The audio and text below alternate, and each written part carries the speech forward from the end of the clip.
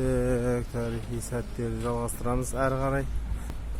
Меніңше мынау қазір уақытында бір баня ма сондай болса керек, бірақ қазір базардың рөлі. Мына жерде барсаңыздар, өздерінің салт дәстүріне байланысты бірнеше жайнамаз, басқа да заттар сатылып жатыр. Қаланың ішкі жақтары тарихи сәттер, бұрыннан сақталып қалған қалалары. Ішкі жақтары,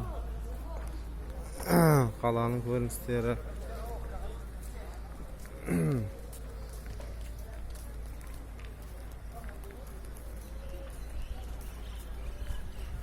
Базарлар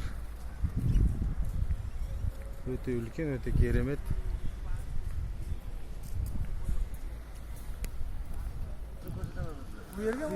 Бұхара хандығы. Жалпы басқа елдермен салыстырғанда бұл жерде тарихи жәдігерлері өте көп сақталғаны белгілеген. Болады.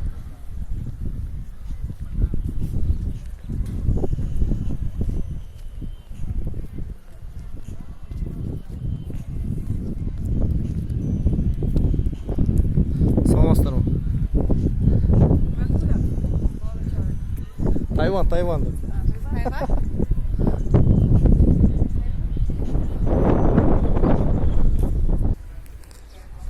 Мынау қорғанның сыртқы көріністері.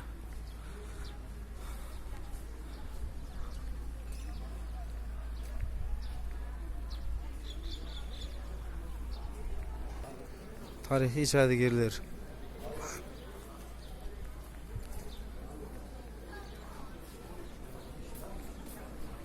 Қандай керемет.